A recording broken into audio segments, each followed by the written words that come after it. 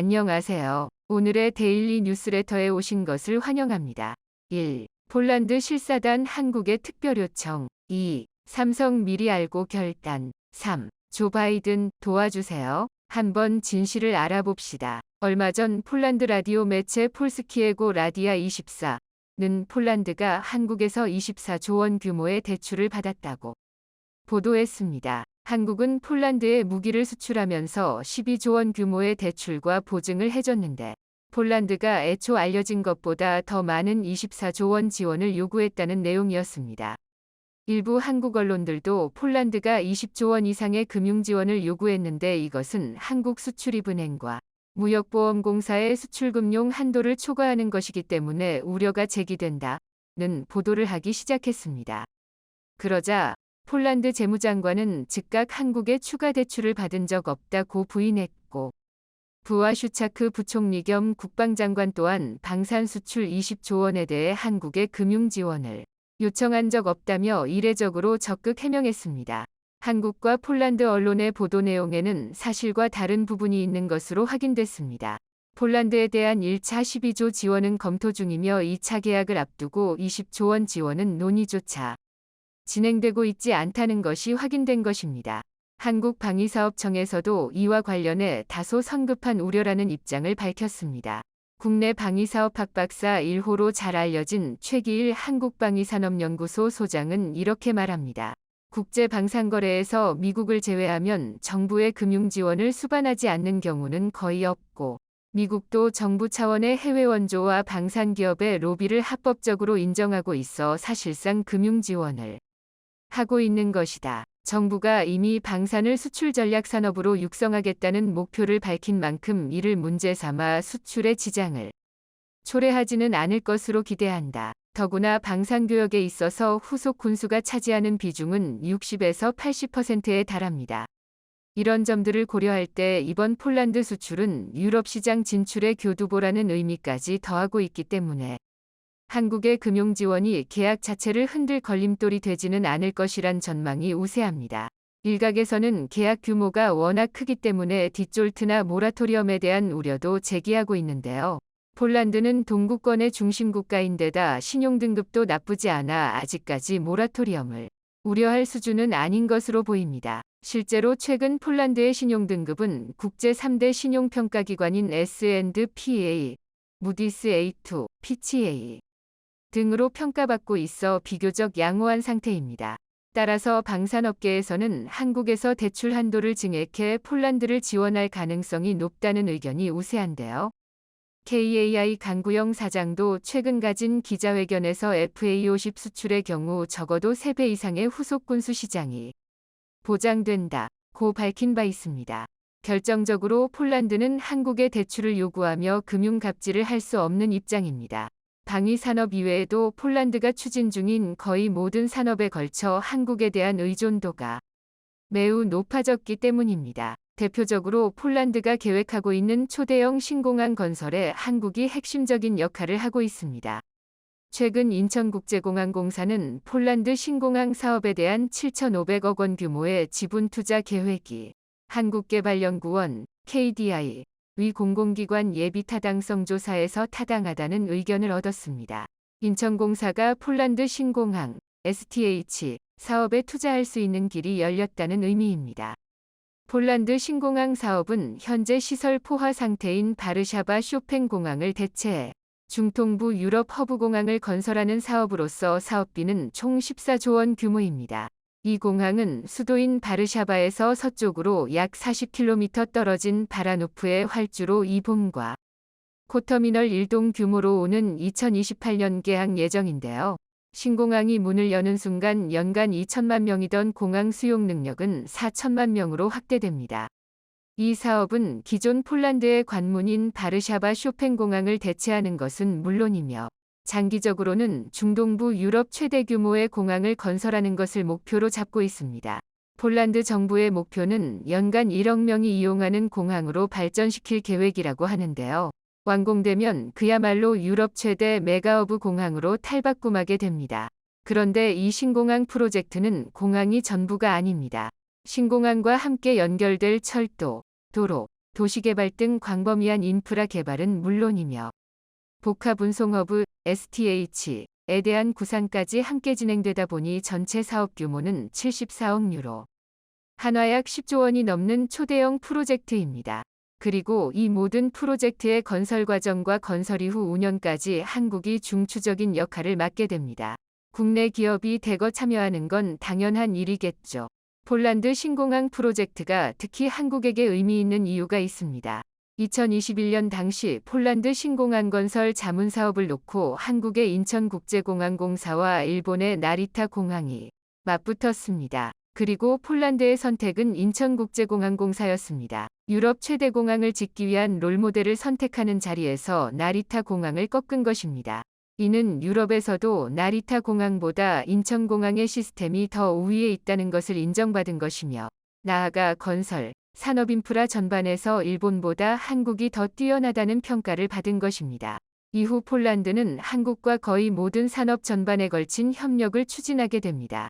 신공항 프로젝트뿐만 아니라 폴란드는 최대 폐기물 소각로 건설 프로젝트 역시 한국에 맡겼습니다. 이것은 수도 바르샤바 시민 177만 명 중 56만 명이 버리는 생활 폐기물을 소각한 뒤 이 과정에서 발생하는 폐열을 전기와 지역 난방으로 공급하는 자원회수시설 공사인데, 이것을 한국이 수주한 것입니다. 포스코 ENC는 바르샤바 소각장 건설 프로젝트의 설계부터 시공, 운영 단계까지 최신 건설 기술인 7차원 건설 정보 모델링, 즉 BIM을 적용해 소각장을 짓고 있습니다. BIM, 빌딩 인포메이션 모델링은 3차원 정보 모델을 기반으로 건축물의 전 생애 주기에 거쳐 발생하는 모든 정보를 통합해 설계 시공에 활용하는 기술로, 기존의 2차원 도면으로는 어려운 설계 시공 유지 관리를 통합적으로 수행할 수 있도록 도울 수 있습니다. 포스코 ENC는 바르샤바 소각장 건설 현장에서 설계 차원의 3D를 넘어 공정 관리, 원가 관리, 공장 자동화 자재 조달 관리 등 모든 영역의 BIM을 활용하고 있습니다. 내년 7월 이 폐기물 소각로가 준공되면 폴란드 최대 규모의 소각로가 완성되는 것인데요. 유럽연합에서 폐기물 소각 에너지를 재생에너지로 분류하고 있기 때문에 앞으로 유럽에서 지속적인 소각로 발주가 있을 것으로 보고 있습니다. 서유럽 국가는 폐기물 소각 시설이 보편화돼 있지만 동유럽 국가들은 지금까지 매립 위주였습니다. 이제 막 동유럽 국가들도 소각시설을 도입 정착하는 단계인데, 한국이 폴란드에 건설한 첨단 소각장을 본다면 앞으로 슬로바키아, 루마니아 등 발주가 확대될 수 있습니다.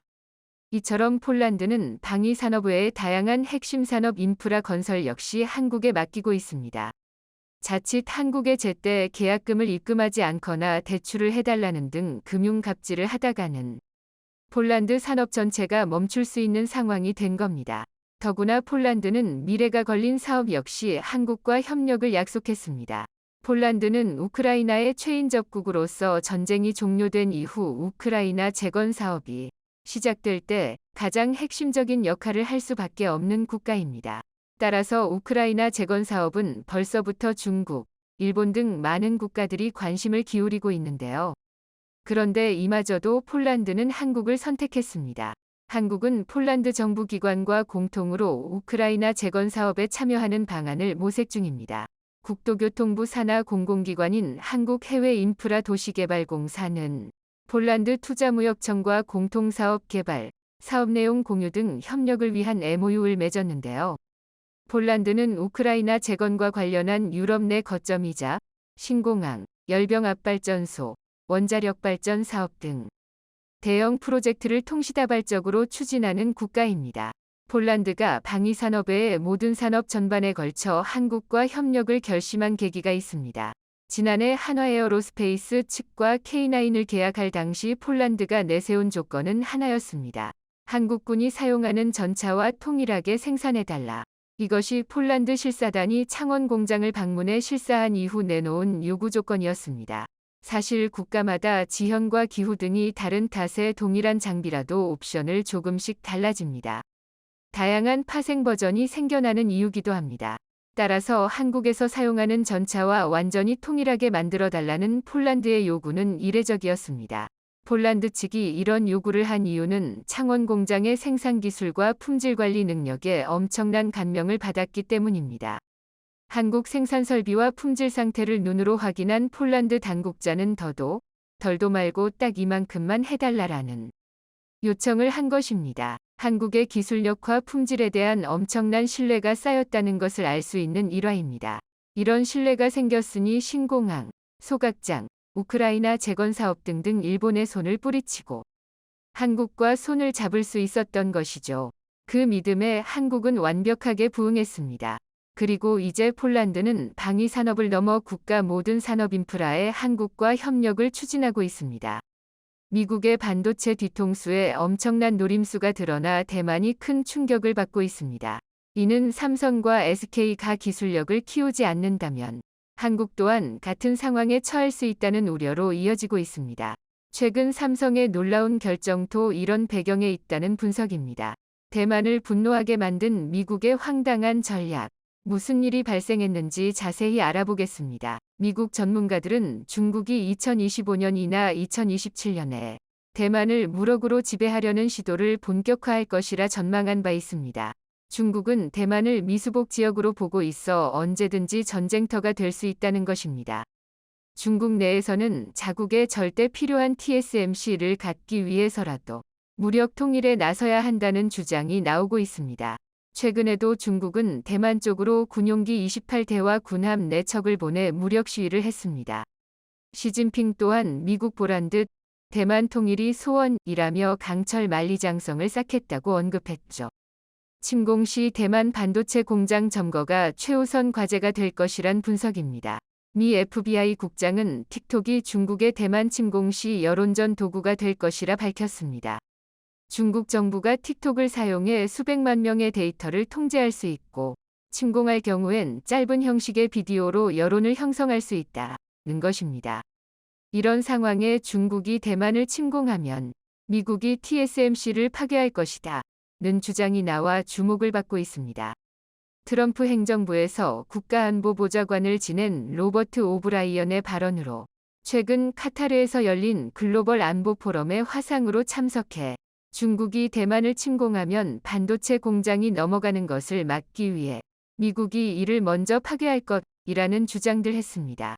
그리고 중국이 TSMC를 장악한다면 실리콘 칩의 새로운 석유 수출국 기구 오펙가 될 것이라며 시진핑 정부가 세계 경제를 통제할 수 있다는 우려를 나타낸 상황입니다. TSMC는 칩 제조 분야에서 전 세계 시장의 약 55%를 점유하고 있습니다. 이는 오펙의 석유 시장 점유율 40%보다도 훨씬 높은 수치입니다. 오브라이언 전 보좌관은 미국의 TSMC 파괴를 1940년 영국 해군이 프랑스 해군 함정을 공격한 캐터펄트 작전에 비유했습니다. 프랑스가 나치 독일에 항복한 상황에서 독일이 프랑스 함대를 확보해 영국 침공에 나설 것이란 우려로 선제적으로 이 함대를 공격한 사건입니다. 프랑스 해군 함대는 북아프리카 알제리 항구 근처에 정박해 있었는데 1300여 명의 프랑스군이 타고 있었습니다. 당시 영국 처칠 총리는 이를 두고 가장 잔인하고 고통스러운 결단이라고 표현했습니다. 전직 정부 고위 관료의 이러한 발언은 대만의 전략 자산을 유사한 시각으로 바라보고 파괴할 수 있다는 점을 암시하고 있습니다. 미국이 대만 반도체 공장을 파괴해야 한다는 주장은 이전에도 있었습니다. 지난 2021년 미국의 유명학자 2명은 육군대학 논문에서 중국이 무력으로 점령할 경우 대만을 매력적으로 만들지 않으면서 점령 비용도 많이 들도록 초토화 전략을 계획해야 한다는 발표를 했습니다. 그들은 미국의 동맹국인 한국에 본사를 둔 삼성이 최첨단 반도체 생산을 위한 유일한 대안이라고 덧붙였습니다. TSMC는 인공지능과 무기 등에 쓰이는 전 세계 첨단 프로세서의 90%를 생산하고 있습니다. TSMC가 대만을 지키는 큰 산이자 강이라 불리는 이유입니다. 외신들은 중국이 대만을 침공한다면 세계 경제에 사상 최대 충격이 될 것이라며 지난 1929년 대공황 때보다 심각한 상황이 볼 수 있다고 내다봤습니다. 대만 내부에서는 이런 파괴 발표에 절대 용납할 수 없다는 반응을 보이고 있습니다.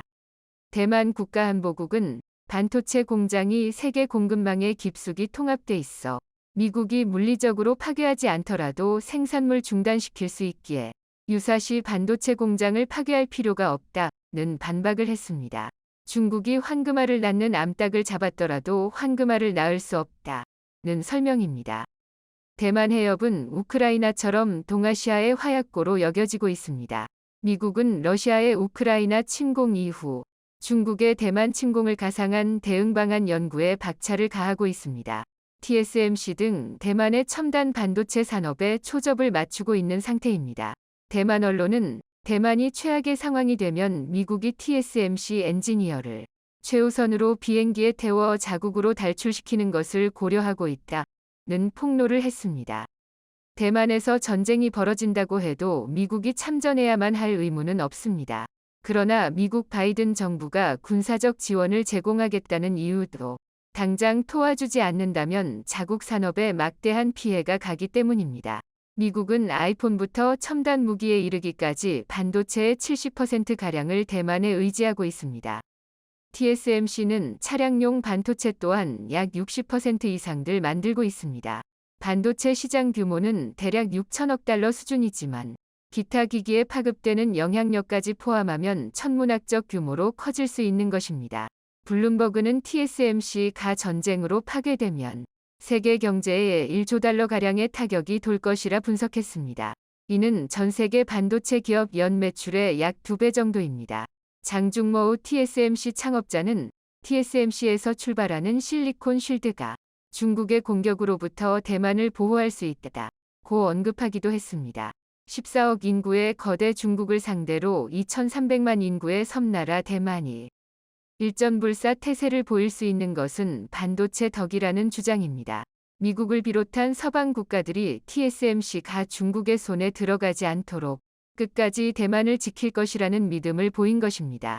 1979년 미중 수교 이후 질골 중국과 대만 사이에서 줄타기 외교를 해왔다는 미국의 태도가 변화된 것도 TSMC 때문이라는 설명입니다. 작년 8월 대만을 찾은 펠로시 하원의장이 가장 먼저 만난 이도 TSMC 회장이었죠. 미국은 자국의 이익과 직결되면 이를 공격하거나 파괴하는 걸 방관하지 않습니다. 1990년 이라크가 쿠웨이트를 침공하자 즉시 뛰어들었는데 당시 최고 전략물자로 여겨졌던 석유 때문이었죠. 중국 역시 첨단 반도체를 독자적으로 생산할 때까지 대만을 침공하지 못할 것으로 기대하고 있습니다. 대만 반도체 없이는 2035년까지 경제력을 2배 늘리고 핵심 산업을 발전시키려는 계획이 불가능해지기 때문입니다. 하지만 외신은 TSMC 실리콘 방패 이론이 시간이 흐를수록 효력을 잃고 있다고 우려했습니다. 대만 교수는 1980년대 일본 반도체 경기가 호황일 당시 미국이 이를 무너뜨렸던 것처럼 현재 대만과 한국이 시스템 반도체와 메모리 반도체를 독점하는 상황에서 미국이 과거 역사를 반복할 수 있다는 경고를 했습니다. 미국은 1985년 일본과 엔화 절상을 비대로 한 플라자 합의를 체결했습니다. 이듬해에는 미국 칩 사용을 늘리는 미일 반도체 협정도 밀어붙였고 이러한 조치에 일본 반도체는 하향 곡선을 그린 바 있습니다.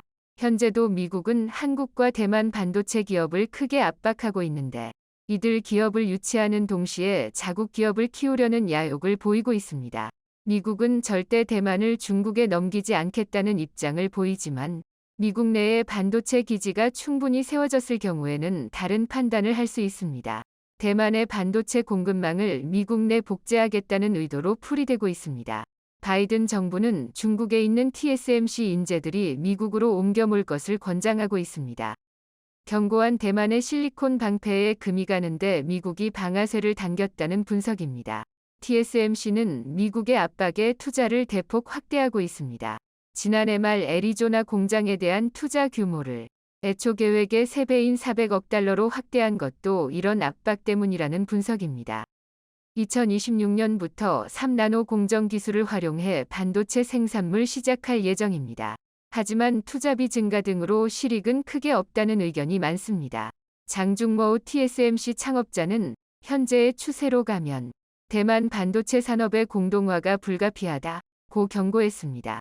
해외 생산 비중이 커질수록 전략적 가치가 떨어지게 된다는 주장입니다. 러몬트 상무장관도 반도체 지원법의 핵심 목표가 대만 반도체 의존을 줄이고 미국에서 생산하게 하는 것이라 말했을 정도입니다. 대만 정치대 교수는 3에서 5년 후 TSMC 위 중요성은 약해질 것이라며 대만 정부는 또 다른 산업을 육성해야 한다고 경고했습니다. 대만은 한국과 마찬가지로 반도체 의존 국가입니다. 한국은 자동차와 선박, 화학, 배터리 등 다양한 산업을 키우지만 대만에서 반도체는 경제의 쌀이자 생명줄과 같습니다. 반도체 대기업 수는 대만이 28개로 한국 12개의 2배 이상입니다. 대만 반도체 산업의 연간 생산액은 명목 GDP 위 20% 수준에 이릅니다. 수출 규모는 전체 수출액의 3분의 1을 넘습니다. 대만 내 반도체 업계의 설비 투자 규모에 따라 민간 투자 규모까지 달라질 정도입니다. 세계 최대 반도체 시장인 중국과 거래를 끊기도 쉽지 않은 상황입니다. 대만의 대중국 무역 흑자는 1,700억 달러로 이중 반도체가 1,000억 달러에 이르기 때문입니다. TSMC 반도체 생산 공장은 본사를 포함해 모두 14곳이 대만 전역에 퍼져 있습니다. 대만 정부가 실리콘 방패를 유지하고 싶어 해도 TSMC에 이래라 저래라 간섭하긴 어렵습니다. 현재 TSMC 전체 지분에서 대만 정부 지분율은 6.4%에 불과하기 때문입니다. 해외 투자자 지분은 78%로 최대 주주는 미국 시티은행 20.5%입니다.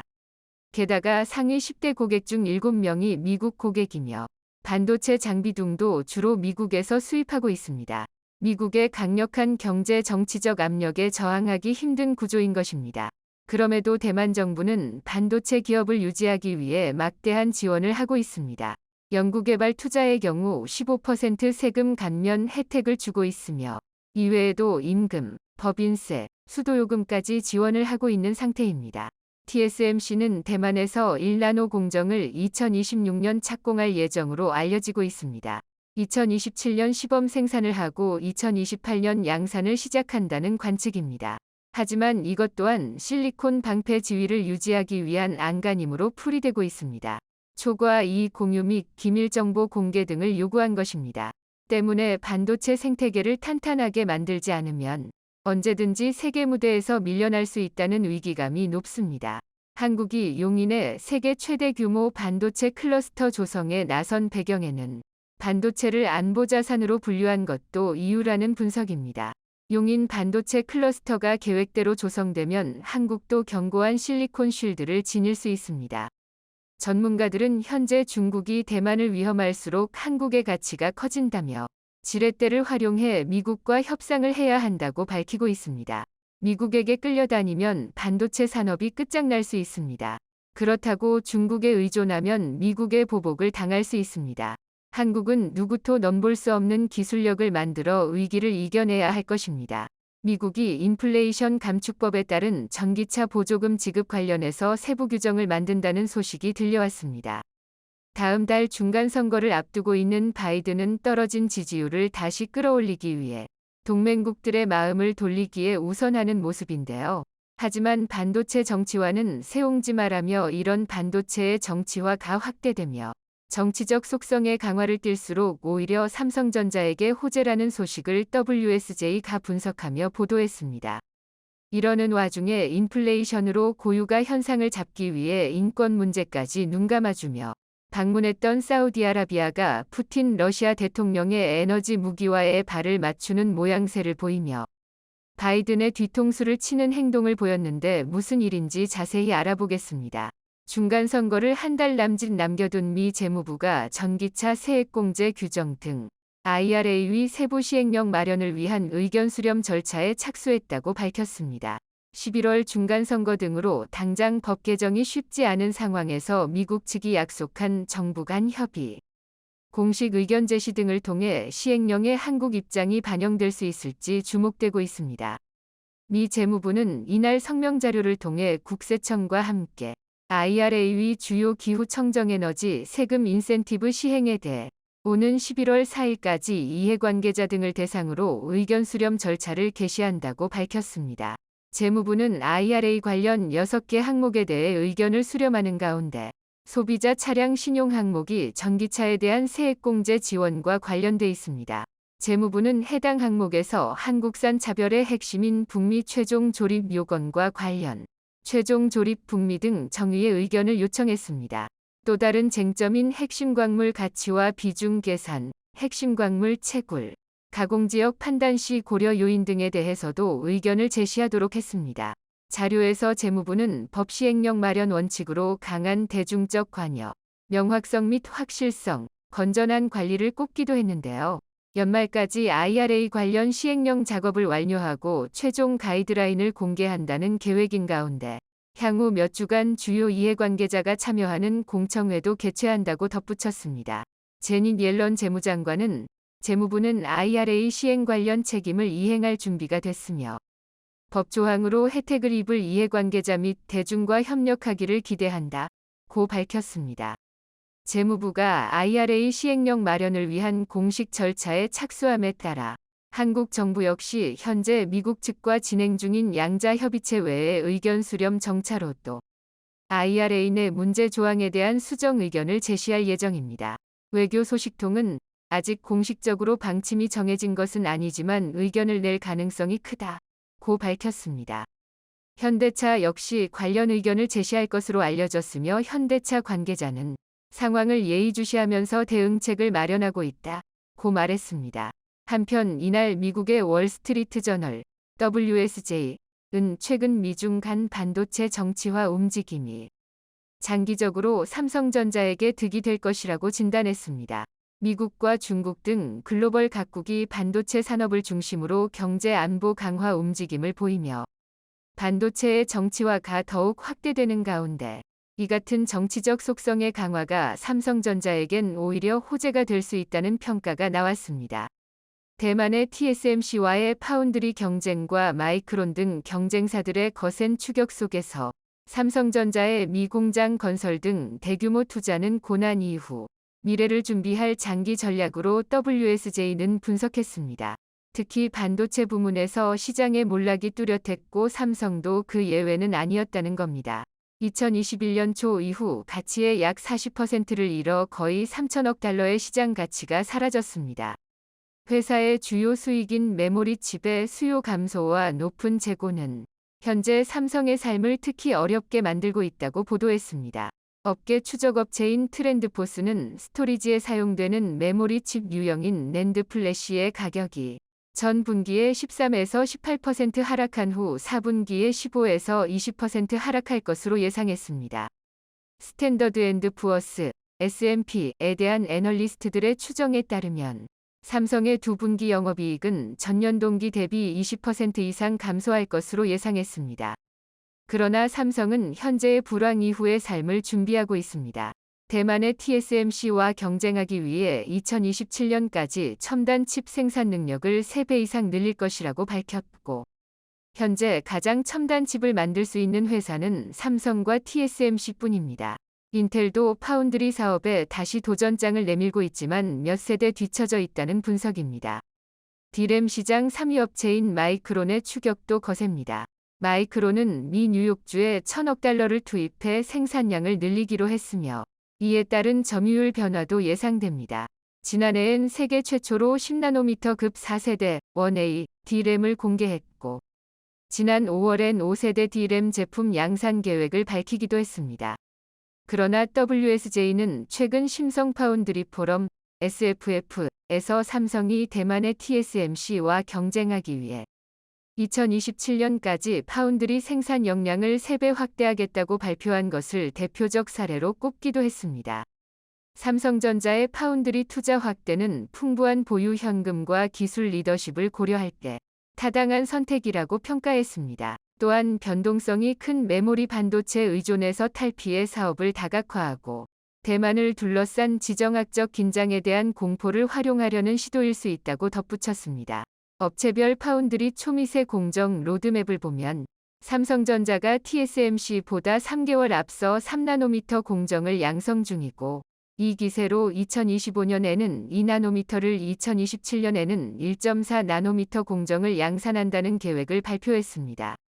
삼성전자는 그동안 약점으로 지적됐던 수율 문제를 꾸준히 개선해 3나노미터의 경우 업계가 기대하는 수준까지 끌어올렸다고 밝혔습니다.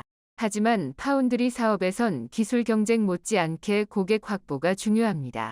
그동안 삼성전자는 기술적으로 TSMC와 차이를 좁혔지만 고객 확보 측면에선 뒤졌다는 평가를 받았는데요.